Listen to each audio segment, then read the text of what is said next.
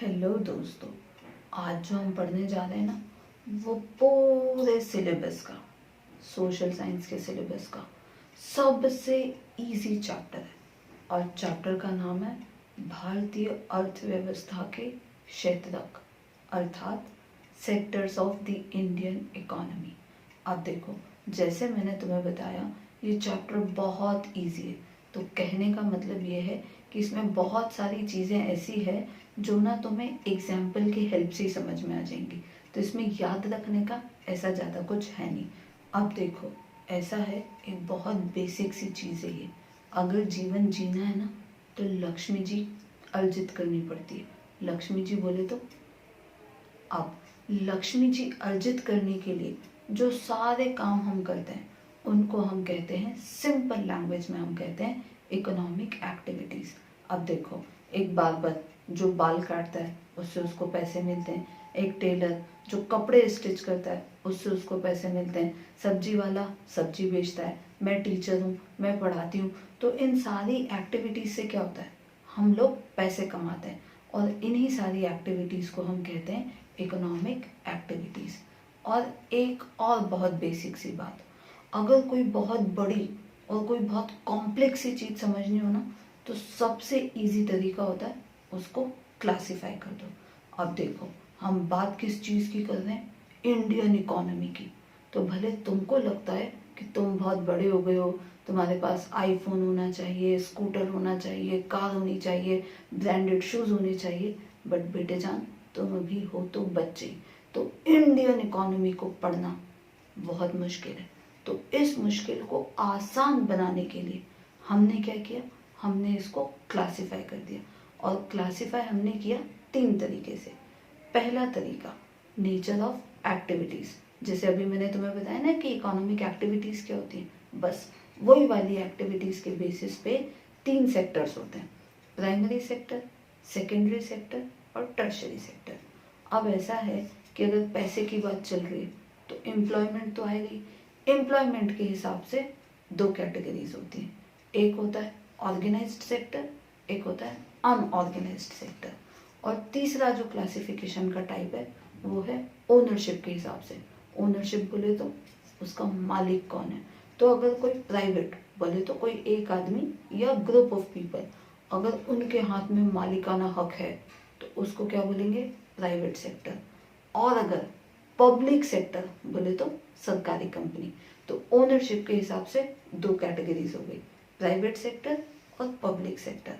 अब देखो, nature of activities के हिसाब से हमने हमारी इकोनॉमी को ना 3 कैटेगरीज में डिवाइड कर रखा है, प्राइमरी सेक्टर, सेकेंडरी सेक्टर और टर्शरी सेक्टर। सबसे पहले हम समझ लेते हैं प्राइमरी सेक्टर। प्राइमरी सेक्टर में ना बेसिकली ये डिपेंड करता है नेचर पे। इसमें कौन से टाइप की चीज़ें आती है, agriculture, dairy products, fishing, mining. इनका जो प्रोडक्ट होता है वो नेचुरल होता है, और इसको ना एग्रीकल्चर एंड रिलेटेड एक्टिविटीज़ भी कहते हैं। अब देखो, इस सेक्टर के पैराग्राफ में ना एक लाइन लिखी है तुम्हारी बुक में, और वो लाइन थोड़ी इम्पॉर्टेंट है। वो लाइन ये है कि ये वाला जो सेक्टर है, बोले तो primary sector, it mainly depends on nature but it does not entirely depend on nature.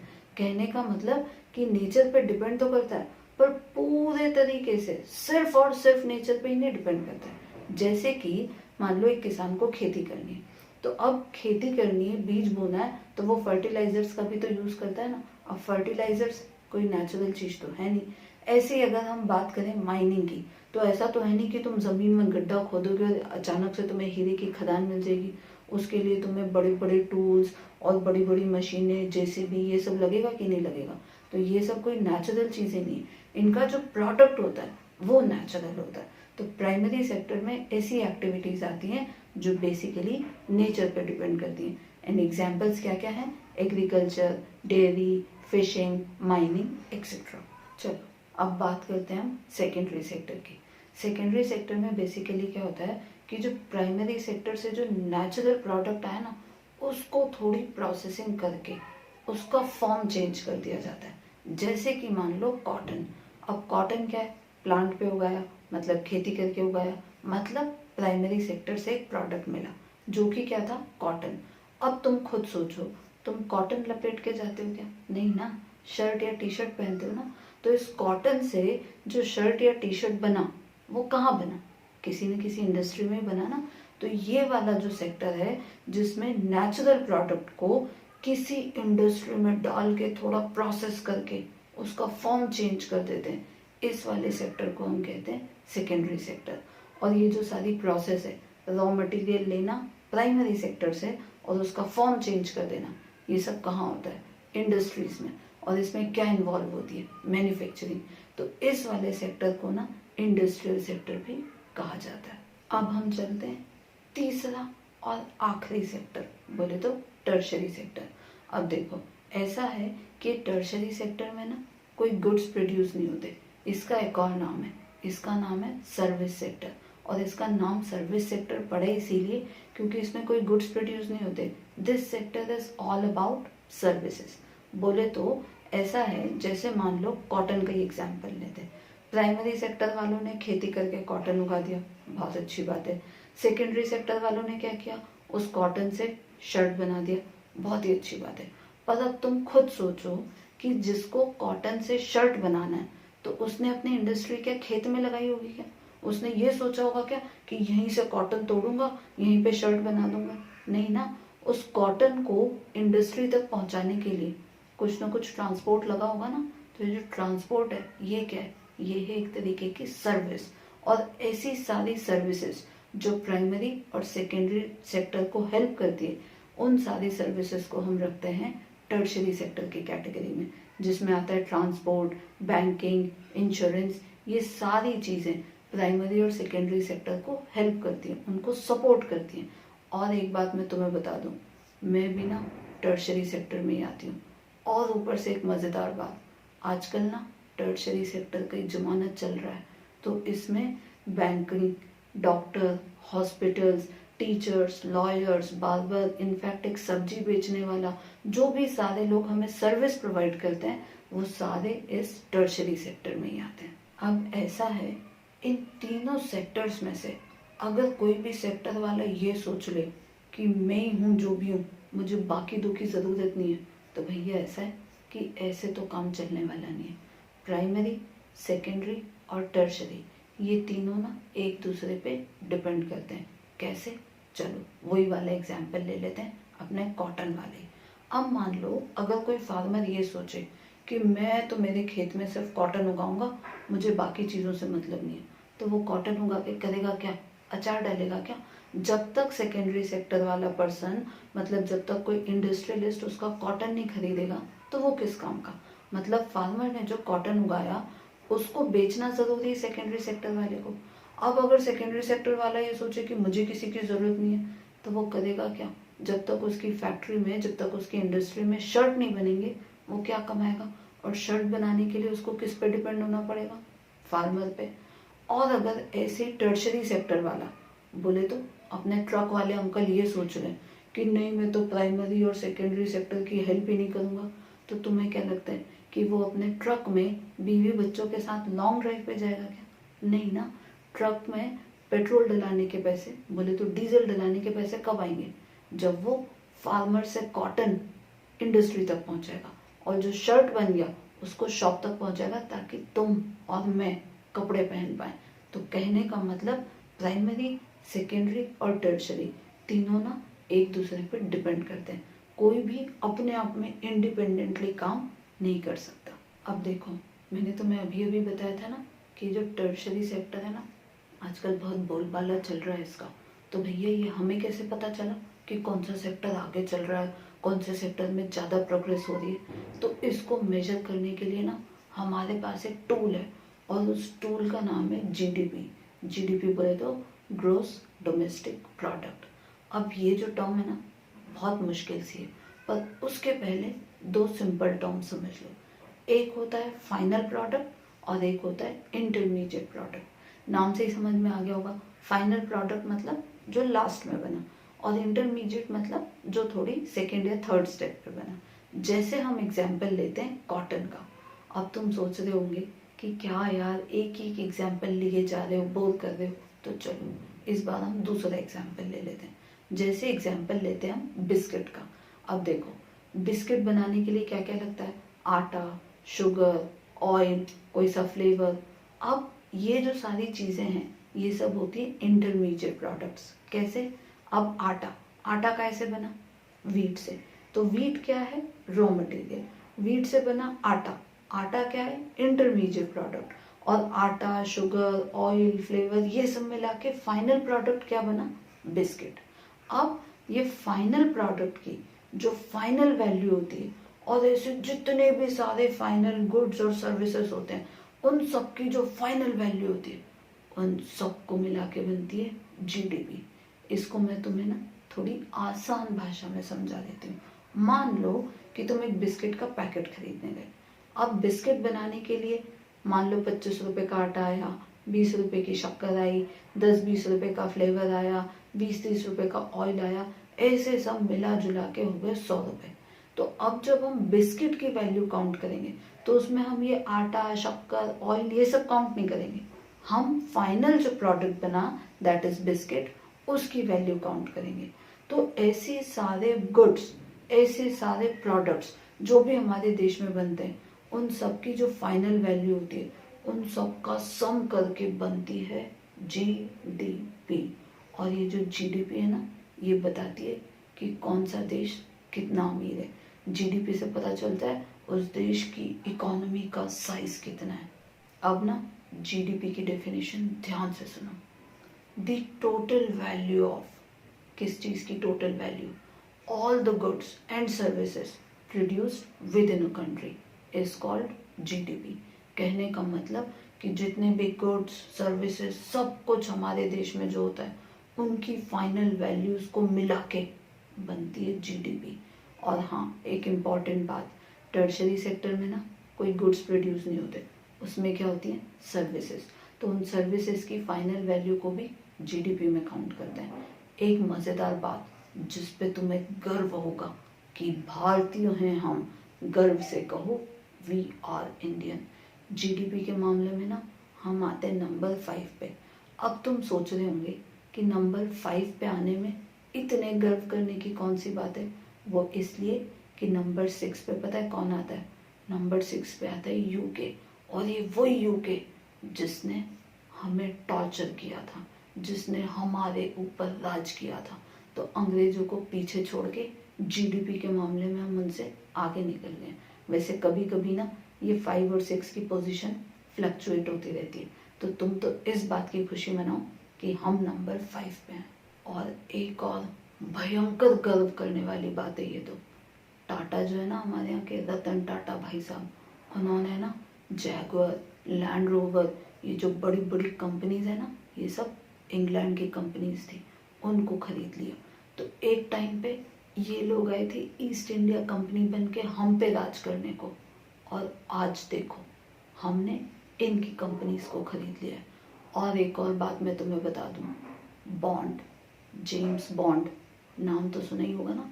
इसकी जो मूवीज की जहाँ शूटिंग हुई थी ना, वो वाला जो पैलेस है उसको पता है किसने खरीद लिया है, Ambani, the great mister Mukesh Ambani.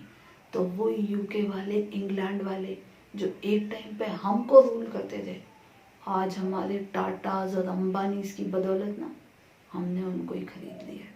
अब हम चलते हैं हमारे नेक्स्ट टॉपिक पर। नेक्स्ट टॉपिक है हिस्टोरिकल चेंजेस इन सेक्टर्स। अब इसको समझने के लिए ना थोड़ा सा फ्लैशबैक में चलते हैं, थोड़ा सा हिस्ट्री की तरफ चलते हैं। देखो ऐसा है कि कोई भी कंट्री जब डेवलप होना चालू करती है, जब वहाँ पे प्रोग्रेस होती है, तो सबसे पहले ग्रोथ होती है प्राइमरी सेक्टर में, फिर बात आती है सेकेंडरी सेक्टर की, और फिर बात आती है टर्शरी सेक्टर की। बट इंडिया में ना थोड़ा सा अजीब काम हुआ। अजीब कैसे कि पहले हमारा प्राइमरी सेक्टर फला फूला बड़ा हुआ, हमने ग्रोथ की, फिर सेकेंडरी सेक्टर थोड़ा हुआ बट सेकेंडरी सेक्टर में ज़्यादा ग्रोथ नहीं आई, अचानक से हम आ गए टर्शरी सेक्टर में।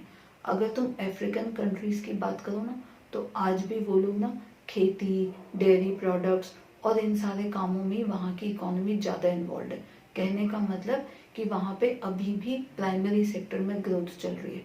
इंडिया जो है प्राइमरी सेक्टर में ग्रोथ हुई, सेकेंडरी में कम, और अभी जो टाइम चल रहा है उसका टाइम जो है ना, ये वाला जो टाइम है अभी का, टर्शरी सेक्टर का चल रहा है। टर्शरी सेक्टर में खतरनाक धूमधाम मची हुई है। ऐसा क्यों हुआ, उसके भी कुछ रीजंस हैं।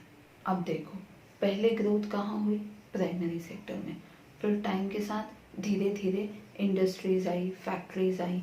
अब जैसे जैसे पॉपुलेशन बढ़ी तो ना banking, hospitals, doctors, lawyers, teachers, इन सब की डिमांड भी बढ़ने लगी।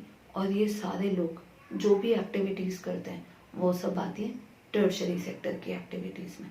पहले लोगों का क्या था कि सिर्फ इनकम जो थी वो लिमिटेड थी और वो सारा पैसा वो अपनी बेसिक नीड्स पे खर्च करते थे।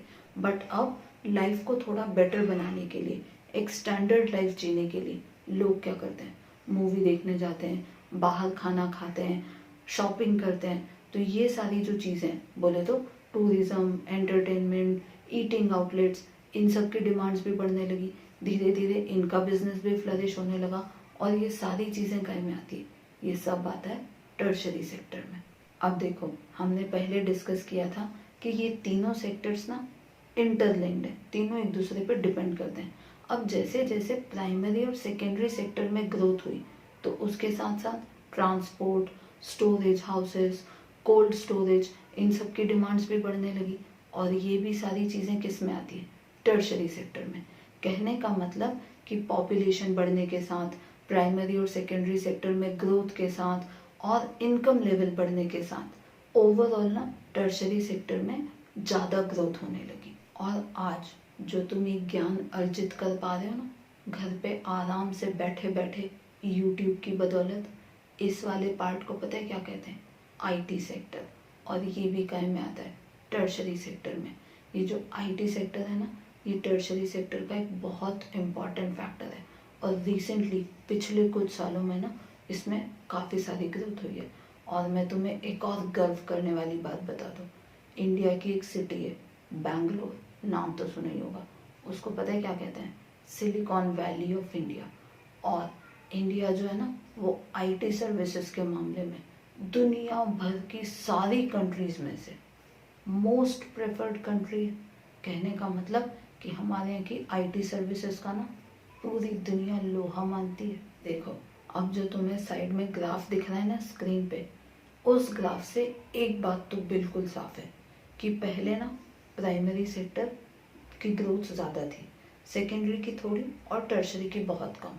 बट अभी के सालों में अगर आप देखोगे तो मेजर ग्रोथ जो है वो है टर्शरी सेक्टर की।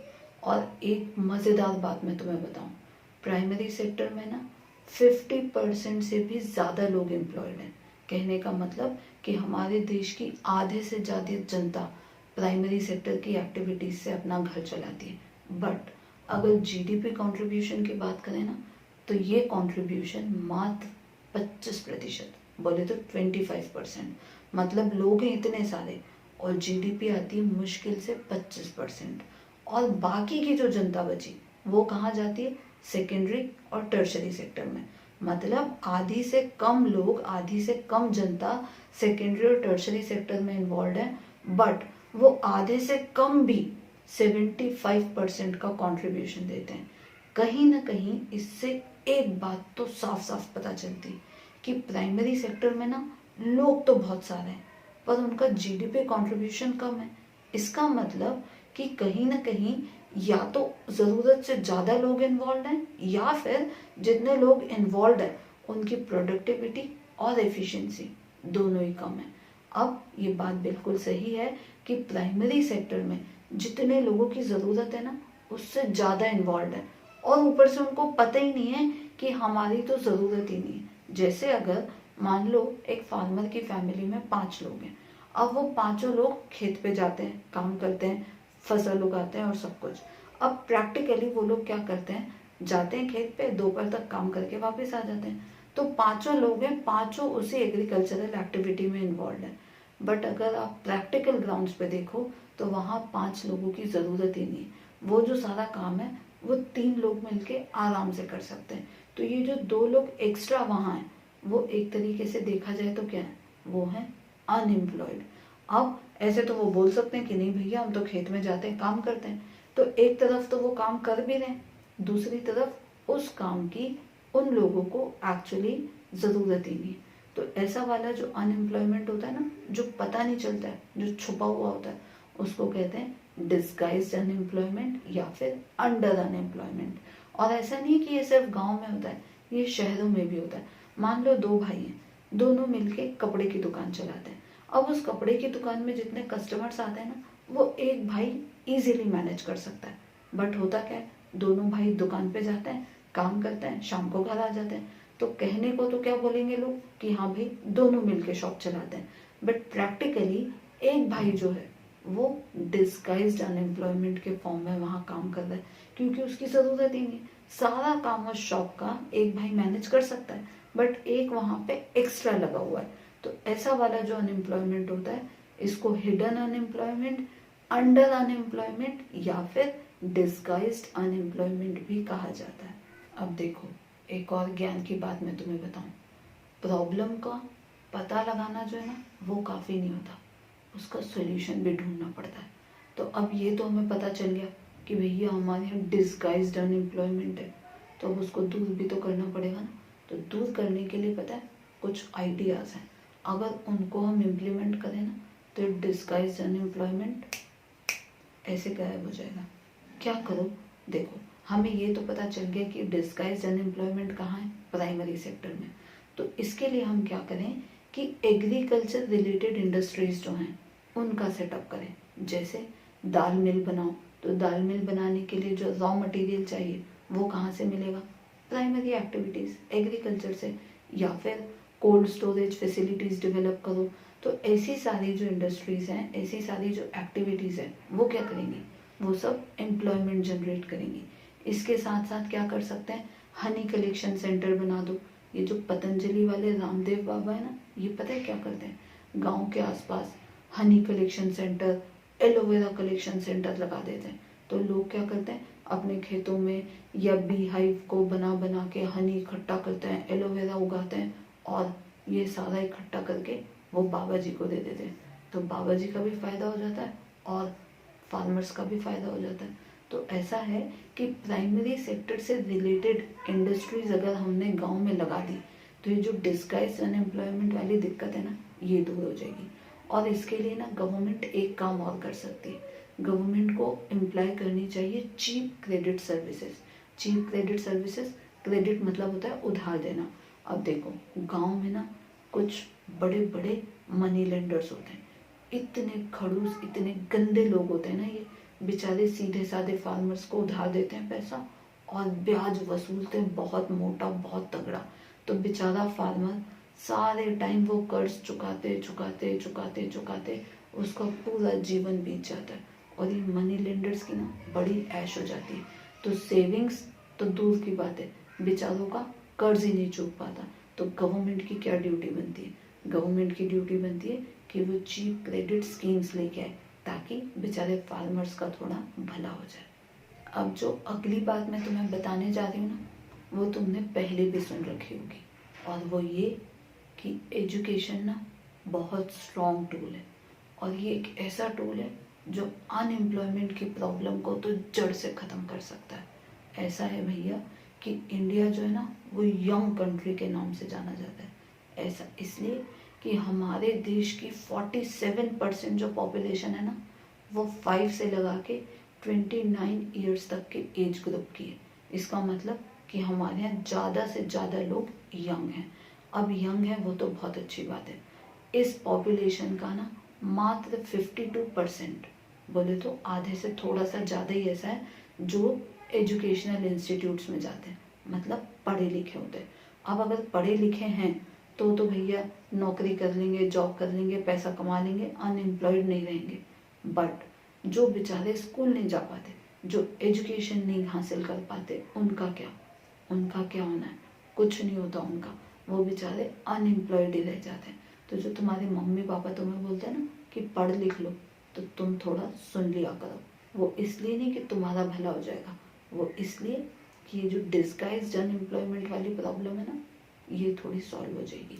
अब ऐसा है कि अगर हम ये जो बाकी की जनता है जो कभी स्कूल नहीं गई, जिन्होंने कभी एजुकेशनल इंस्टीट्यूट में कदम नहीं रखा, उनके लिए अगर हमने स्कूल कॉलेजेस खोल दिए, तो तुम्हें पता है क्या होगा, अकेले सिर्फ स्कूल कॉलेज खोलने की वजह से इतनी सारी जॉब्स क्रिएट होंगी ना कि ये अनएम्प्लॉयमेंट वाली प्रॉब्लम खत्म हो जाएगी।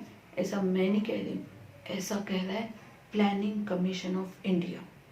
तो अगर हमने स्कूल कॉलेजेस एजुकेशनल इंस्टीट्यूट्स खोल दिए ना तो 20 लाख नौकरियां नई जनरेट होंगी, तो अनएम्प्लॉयमेंट कम होगा। और एक और बात, टूरिज्म इंडस्ट्री जो है ना वो एक one of the promising industries है।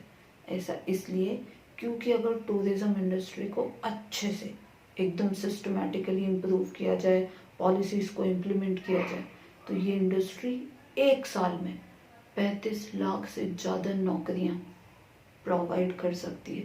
ऐसा मैं नहीं कह रही हूँ, ऐसा कह रहा है प्लानिंग कमीशन ऑफ इंडिया। हालांकि ये जो प्लानिंग कमीशन ऑफ इंडिया था ना, इसने क्या किसी ने भी कभी भी सपने में भी नहीं सोचा होगा कि ये कोरोना जैसी हरकत हो सकती है।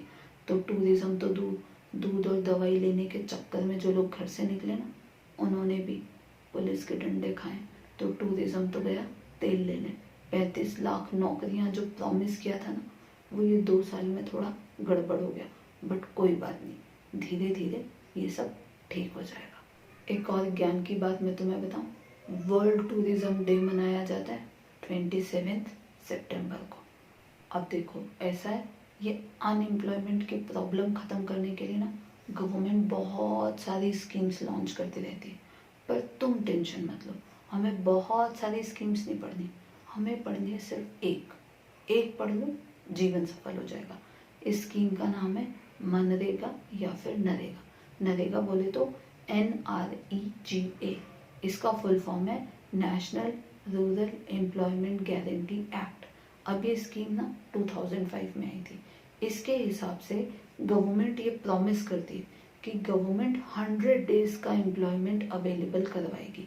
और अगर गवर्नमेंट 100 डेज का एम्प्लॉयमेंट अवेलेबल नहीं करवा पाई तो उसके बदले में उन लोगों को अलाउंस मिलता है। मतलब काम मिल गया तो पैसे मिलेंगे, वो तो अंडरस्टूड बात है। बट अगर गवर्नमेंट काम नहीं दिला पाई तो भी गवर्नमेंट उस काम के बदले जो कि उनको मिला ही नहीं उसके भी पैसे देती है। शुरू में ये स्कीम ना 200 डिस्ट्रिक्ट्स में इम्प्लीमेंट की गई, बाद में इसमें 130 और ऐड किए गए। 1 अप्रैल 2008 को ये इंडिया के सारे डिस्ट्रिक्ट्स में इम्प्लीमेंट कर दी गई। अब देखो, अभी तक मैंने तुम्हें क्या क्या सिखा दिया, प्राइमरी, सेकेंडरी और टर्शरी सेक्टर। ये भी बताया कि ये तीनों आपस में कैसे लिंक्ड है और इन तीनों में से कौन कितना आगे चल रहा है, इसको मेजर करते हैं हम GDP से। और थोड़ी इधर उधर की बातें की हमने, वो सारी बातें ना बहुत काम की। अब इस चैप्टर के 2 बहुत सिंपल से टॉपिक्स रहते हैं, उनको और पढ़ लेते हैं और ये चैप्टर हो जाएगा फिनिश। मैंने तुम्हें बोला था ना ये चैप्टर बहुत ईजी, एग्जाम्पल से ही काम हो जाएगा। इसी बात को ध्यान में रखते हुए मैं तुम्हें समझाती हूँ एक और कैटेगरी, एक और क्लासिफिकेशन हमारी इंडियन इकोनॉमी का। अब ये वाला जो क्लासिफिकेशन है ना, ये एम्प्लॉयमेंट के हिसाब से, कैसे ऑर्गेनाइज्ड सेक्टर और अनऑर्गेनाइज्ड सेक्टर। ऑर्गेनाइज्ड सुन के क्या समझ में आता है? ऑर्गेनाइज्ड सुन के ये समझ में आता है कि हर काम ना एकदम सिस्टमैटिक तरीके से होता होगा।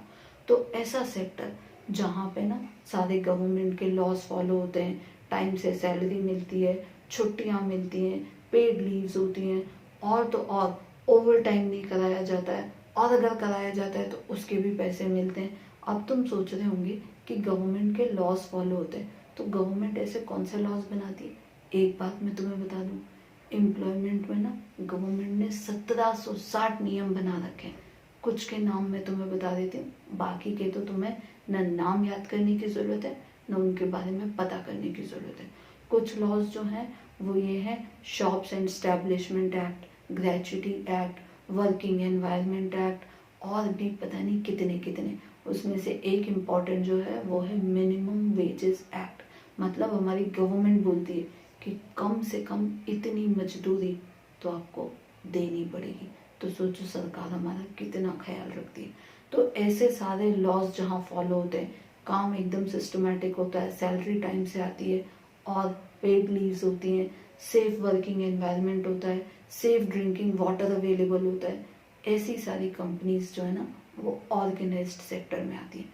और जितनी भी बड़ी कंपनीज हैं ये टाटा की कंपनी, अंबानीज की कंपनी, ये सब ना ऑर्गेनाइज्ड सेक्टर में ही आती है। अब ऐसा सेक्टर जिनमें इन सारी फैसिलिटीज़ में से कुछ भी नहीं मिलता। पहली बात तो एम्प्लॉयमेंट ही रेगुलर नहीं होता। आज नौकरी है, कल नहीं रहेगी, पता नहीं सैलरी आएगी भी कि नहीं, और आएगी तो कितनी आएगी, कट के आएगी, कम आएगी, ओवर टाइम करना पड़ेगा, उसके भी पैसे नहीं मिलेंगे। ये सब जो है ना वो आता है अनऑर्गेनाइज्ड सेक्टर में। अब अनऑर्गेनाइज्ड सेक्टर का एग्जाम्पल मुझे देने की ज़रूरत है ही नहीं। तुम्हें पता है कि ये जो बेचारे स्ट्रीट वेंडर्स होते हैं और ये जो कंस्ट्रक्शन साइट पे काम करने वाले मजदूर होते हैं, ये सब आते हैं अनऑर्गेनाइज्ड सेक्टर में। अब अगर तुम सोच रहे हो कि अनऑर्गेनाइज्ड सेक्टर की प्रॉब्लम सिर्फ गांव में होगी, तो ऐसा नहीं है। गांव में भी अनऑर्गेनाइज्ड सेक्टर की प्रॉब्लम होती है और शहरों में भी होती है, दोनों जगह अलग अलग होती है। ऐसा है कि हमारे गांव में 80% जो हाउस होल्ड्स हैं, 80% जो रूरल हाउस होल्ड्स हैं, बेचारे वो सब अनऑर्गेनाइज्ड सेक्टर में इन्वॉल्व है। तो अब अगर हमें उनकी प्रॉब्लम को दूर करना है तो गवर्नमेंट को क्या करना पड़ेगा? गवर्नमेंट को थोड़ी एक्शंस लेनी पड़ेंगी, थोड़े काम करने पड़ेंगे, ताकि ये वाली प्रॉब्लम, कौन सी वाली प्रॉब्लम, ये अनऑर्गेनाइज्ड सेक्टर वाली प्रॉब्लम थोड़ी कम हो जाए। इस प्रॉब्लम को कम करने के लिए गवर्नमेंट पता है क्या कर सकती है? सीड सप्लाई कर सकती है, या फिर क्रेडिट अवेलेबल करवा सकती है, और तो और मार्केटिंग आउटलेट्स खोल सकती है। बोले तो ये जो बेचारे छोटे मोटे किसान हैं जो मार्जिनल इनकम पे काम करते हैं, वो फसल तो उगा लेते हैं पर उनको खरीदने वाला कोई नहीं है। तो अगर हमारी गवर्नमेंट ऐसे मार्केटिंग आउटलेट्स बना ले, उनको सस्ते में बीज अवेलेबल करवाए, उनको सस्ते में लोन दिलवाए, तो ये सब क्या होगा? ये सब अनऑर्गेनाइज्ड न रहेगा और बन जाएगा ऑर्गेनाइज्ड सेक्टर। अब अगर शहरों की बात करें तो शहरों में पता है क्या होता है? बहुत बड़ी बड़ी फैक्ट्रीज तो होती हैं, बट वो लोग पता है क्या करते हैं? जो बेचारे मजदूर लोग होते हैं ना, उनसे ओवर टाइम करवाते हैं। कभी कभी तो उनको छुट्टियां भी नहीं देते हैं, और जो ओवर टाइम करते हैं ना वो लोग, उनका पैसा भी नहीं उनको मिलता है। तो ऐसे में क्या होता है? गवर्नमेंट को चाहिए कि गवर्नमेंट एकदम स्ट्रिक्ट लॉज बनाए। कई बार ये जो बड़ी बड़ी फैक्ट्रीज होती है ना, इनमें जो SC ST के जो बेचारे मजदूर काम करते हैं, उनके साथ ना डिस्क्रिमिनेशन भी होता है। तो अगर स्ट्रिक्ट लॉज बनेंगे, एकदम फर्म लॉज बनेंगे, तो किसी फैक्ट्री ओनर की इतनी हिम्मत नहीं होगी कि वो बेचारे मजदूरों का शोषण करे। तो ये जो अनऑर्गेनाइज्ड तरीके से जो काम हो रहा है ना, वो सब ऑर्गेनाइज्ड तरीके से होने लग जाएगा। अब देखो, हमारे घरों में जो मेड्स आती हैं, या जो कंस्ट्रक्शन साइट्स पे काम करने वाले लोग होते हैं, या जो ट्रांसपोर्ट वेंडर्स होते हैं शहरों में, ये सब क्या है? ये अर्बन एरिया के अनऑर्गेनाइज्ड सेक्टर के लोग हैं। इनके बेचारों के काम के ना कोई ठिकाने नहीं होते। अब हम बात करते हैं तीसरे टाइप के क्लासिफिकेशन की। बहुत ही सिंपल, और ये वाला जो क्लासिफिकेशन है ना, ये है ओनरशिप के हिसाब से। अब मान लो कि कोई एक कंपनी है जिसको या तो एक पर्सन या 2-4 लोग मिलके चलाते हैं, तो इस टाइप की कंपनीज को हम कहते हैं प्राइवेट कंपनीज। और जिनका कोई ऐसा प्राइवेट ओनर नहीं होता, जिनको सरकार चलाती है, उनको हम कहते हैं पब्लिक सेक्टर कंपनीज। तो ओनरशिप के हिसाब से हमारी जो इकोनॉमी है उसके 2 सेक्टर होते हैं, प्राइवेट सेक्टर और पब्लिक सेक्टर। अब ये जो प्राइवेट सेक्टर है ना, इसका मेन एम होता है पैसा कमाना, बोले तो प्रॉफिट कमाना। तो ये उसी टाइप के बिजनेस में हाथ डालते हैं जहाँ पे ना इन्वेस्टमेंट तो हो पर उससे रिटर्न ज़्यादा मिले, बोले तो प्रॉफिट ज़्यादा मिले। और जो पब्लिक सेक्टर कंपनीज होती हैं, बोले तो सरकारी कंपनीज, उनका मेन एम प्रॉफिट कमाना नहीं होता, उनका मेन एम होता है कि लोगों को फैसिलिटीज मिले। पब्लिक सेक्टर कंपनीज बेसिकली कहाँ काम करती है? जहाँ पे ना इन्वेस्टमेंट बहुत सारा करना पड़ता है और उससे प्रॉफिट बहुत कम होता है। जैसे मान लो इलेक्ट्रिसिटी डिपार्टमेंट हुआ, या जगह जगह गांव-गांव में स्कूल कॉलेजेस खोलने, या फिर इंडियन रेलवेज हुआ। ये सब क्या है? इन सारी चीज़ों में ना पैसा बहुत लगता है, पर इससे प्रॉफिट बहुत कम होता है। तो कोई भी प्राइवेट कंपनी में इतना सारा पैसा लगा के इतने कम प्रॉफिट के लिए, या फिर नहीं के बराबर प्रॉफिट के लिए, कोई ऐसा बिजनेस क्यों करेगा? तो ऐसा बिजनेस प्राइवेट कंपनीज नहीं करती, बट ये फैसिलिटीज गवर्नमेंट की रिस्पॉन्सिबिलिटी है कि लोगों को प्रोवाइड करवाए। तो इसके लिए होती हैं public sector companies. Public sector companies बोलो या फिर सरकारी कंपनी बोलो, एक ही बात है। अब ये जो फेयर प्राइस शॉप्स होती है ना, जिनको हिंदी में कहते हैं राशन की दुकान, ये जो है ना, ये पब्लिक सेक्टर के अंडर में आता है। और इससे पता है फार्मर्स का और कस्टमर्स का दोनों का फायदा हो जाता है। कैसे? ये जो पब्लिक सेक्टर कंपनीज हैं जो ये फेयर प्राइस शॉप का पूरा मेंटेन करती है, ये लोग क्या करते हैं, फार्मर से उसकी फसल खरीद लेते हैं, फार्मर को फार्मर का पैसा मिल गया, उसकी फसल बिक गई, किसान खुश। अब ये जो अनाज उन्होंने खरीदा, ये जो फसल उन्होंने खरीदी, ये क्या करेंगे, ये गरीब लोगों को बहुत कम, बिल्कुल न के बराबर मान सकते हो कि फ्री में बांट देते हैं। अब फ्री में बांट दिया तो गरीब आदमी तो खुश हो गया, बट गवर्नमेंट को इसकी कॉस्ट बेयर करनी पड़ती है। तो ऑब्वियस सी बात है कि कोई भी प्राइवेट कंपनी पैसा लगाएगी और प्रॉफिट नहीं मिलेगा तो वो ऐसा बिजनेस तो करेगी नहीं। तो ये जो फेयर प्राइस शॉप्स हैं ये आती हैं पब्लिक सेक्टर के अंडर में। अब ओवरऑल ना गवर्नमेंट की रिस्पॉन्सिबिलिटी बनती है कि वो लोगों को एजुकेशन, हेल्थ, न्यूट्रिशन, इन चीज़ों का ख्याल रखे। तो ये जो गांव-गांव में सरकारी स्कूल चलते हैं, स्पेशली जो एलिमेंट्री स्कूल चलते हैं, अलग अलग तरीके के जो ट्रेनिंग स्कूल्स खोले जाते हैं, ये कोई भी प्राइवेट कंपनी नहीं करेगी। ऐसा इसलिए, प्राइवेट अगर करेगी तो वो मोटी फीस वसूलेगी और बेचारे गरीब लोग फीस कहाँ से लाएंगे। तो एक गवर्नमेंट की रिस्पॉन्सिबिलिटी है कि लोगों तक एजुकेशन पहुँचे। तो गवर्नमेंट क्या करती है, सरकारी स्कूल, कॉलेज और ऐसे ट्रेनिंग सेंटर्स ओपन करती है और लोगों को एजुकेशन प्रोवाइड करती है।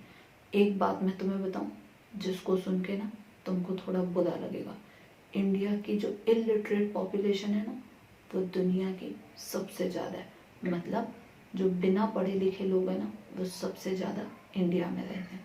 तो तुम मेरा ना एक काम कर, पढ़ लिख लेना। इसलिए नहीं कि तुम्हारा जीवन सफल हो जाएगा, इसलिए कि ये जो प्रॉब्लम है ना इंडिया की, ये सॉल्व हो जाएगी। अब जहाँ तक हेल्थ केयर और न्यूट्रिशन की बात है ना, तो इसमें भी ना हमारी हालत कोई बहुत अच्छी नहीं है।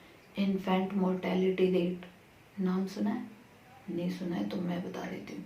इन्फेंट मोर्टेलिटी रेट ऐसा होता है कि जो बच्चे पैदा होते हैं, 1000 बच्चों में जितने बच्चे 1 साल के होने तक के पहले ही मर जाते हैं, तो उसको हम कहते हैं इन्फेंट मोर्टेलिटी रेट। अब हमारे देश की 2 स्टेट्स एमपी और उड़ीसा, इनका इन्फेंट मोर्टेलिटी रेट ना बहुत ही बुरा है। एमपी का है 47, मतलब अगर एमपी में 1000 बच्चे पैदा होते हैं तो उसमें से 47 बच्चे तो बेचारे इसीलिए 1 साल के पैदा होने, 1 साल तक जाने के पहले पहले ही मर जाता है। और उड़ीसा का ये नंबर है 41, मतलब वहाँ पे 1000 बच्चे अगर पैदा हुए तो 41 बच्चे तो ऐसे हैं जो अपना फर्स्ट बर्थडे भी नहीं मना पाएंगे और बेचारे मर जाएंगे। अब तुम खुद सोचो कि वो क्यों मर रहे हैं, बच्चे क्यों नहीं जी पा रहे हैं, क्योंकि उनको जो हेल्थ केयर फैसिलिटीज़ चाहिए या जो न्यूट्रिशन चाहिए वो मिल ही नहीं पाता। अब ये जो हमारा इन्फेंट मोर्टेलिटी रेट है ना, ये दुनिया की जो सबसे गरीब कंट्रीज है ना, उनसे भी ज़्यादा है। तो थोड़ी बुरा मानने वाली बात तो है ये। और ये सब तभी दूर हो सकता है जब ये हेल्थ केयर और ये वाली जो फैसिलिटीज़ हैं ये गवर्नमेंट थोड़ी इम्प्रूव करे। और एक बात मैं तुम्हें बताऊं, हालांकि बात जो है वो सुन के फिर से तुम्हें बुरा लगेगा, बट अब सिलेबस में लिखा है तो मेरा फ़र्ज बनता है कि मैं तुम्हें बताऊं। हमारे इंडिया के आधे बच्चे अभी भी मेल नरिश्ड है। मेल नरिश्ड मतलब कि उनकी बॉडी को जितना न्यूट्रिशन चाहिए बेचारों को मिल ही नहीं पाता। और क्यों नहीं मिल पाता?